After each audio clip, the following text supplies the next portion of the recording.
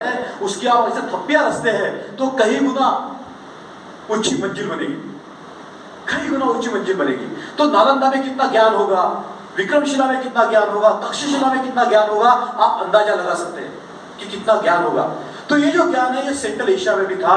और एक जो भगवान बुद्ध के चलते हुए जो एक मेथड डेवलप हुई थी जिससे साइंटिफिक मेथड का जो है निर्माण हुआ, उस मेथड का नाम अंग्रेजी में है रिकर्सिव आर्गुमेंट मेथड।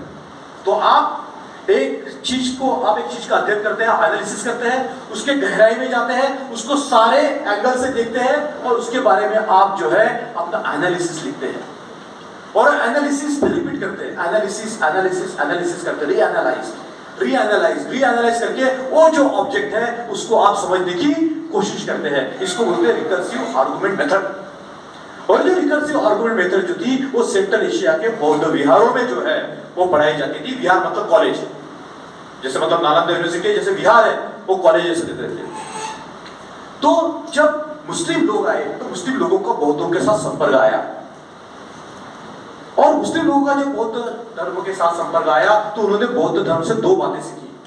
पहली बात यह सीखी कि जो ग्रंथ है उसका पढ़ाई करना चाहिए, उसके लिए सेंटर होना चाहिए। वहां से आती है मदरसा की कंसेप्ट, स्कूल की कंसेप्ट, कॉलेज की कंसेप्ट। मैं आगे बढ़ाऊंगा, आपको समझ में आएगा कि कितना बड़ा लिंक है। और दूसरी चीज है जो बाहर की चीजों को समझना है, अंदर की चीजों को समझना है, तो आपको ये जो मेथड है जो बौद्धों ने डेवलप की, जो मेथड को मैंने आपको बताया रिकर्सिव आर्गुमेंट मेथड, ये उन्होंने बौद्धों से ली।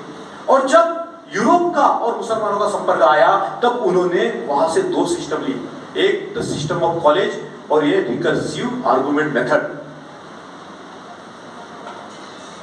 तो चीजों का जो है वो दैविक एक्सप्लेनेशन नहीं होता है। आप चीज कैसे होती है आप उसको खोज सकते हैं। जैसे मान लो मैं रास्ते में जा रहा हूं और रास्ते में मुझे एक पत्थर मिला, तो सामान्य आदमी के लिए एक पत्थर है। लेकिन मान लो अगर वो आर्कियोलॉजिस्ट है तो वो सोचेगा कि ये पत्थर जो है कितना पुराना है, ये मैनमेड तो नहीं है, क्या है इसके अंदर। अगर मान लो वो जियोलॉजिस्ट है तो वो सोचेगा कि ये ग्रेनाइट है या बासाल्ट है या कौन सा स्टोन है। अगर वो मान लो फिजिसिस्ट रहेगा तो उसके वो स्ट्रक्चर को जानने की कोशिश करेगा। अगर मान लो वो पार्टिकल फिजिसिस्ट है तो जानने की कोशिश करेगा कितने पार्टिकल्स। ऑब्जेक्ट वही है, ऑब्जेक्ट वही है, लेकिन आपका जो एनालिटिकल माइंड है, वो एनालिटिकल माइंड जो है वो जितना गहराई से उस तत्व को जानता है उतने गहराई से उस जो ऑब्जेक्ट की जो प्रासंगिकता है वो बनती है।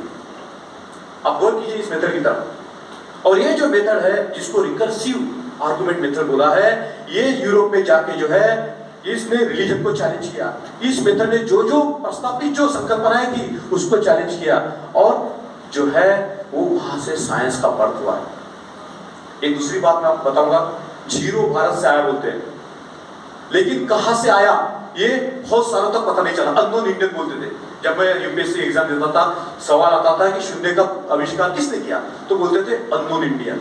लेकिन भाई और बहनों अब एक ऐसा एविडेंस आया है, बख्शाली करके एक जगह है पाकिस्तान में, और पाकिस्तान में तो मतलब बहुत बौद्ध धर्म था, गांधार में बहुत धर्म था। मतलब विश्व का हार्डली कोई ऐसा एरिया रहेगा कि जिसमें बुद्ध पहुंचे नहीं थे। अभी तो 3 दिन पहले एक खबर आई है, आपने जाना होगा कि इजिप्ट में भगवान बुद्ध की मूर्ति मिली।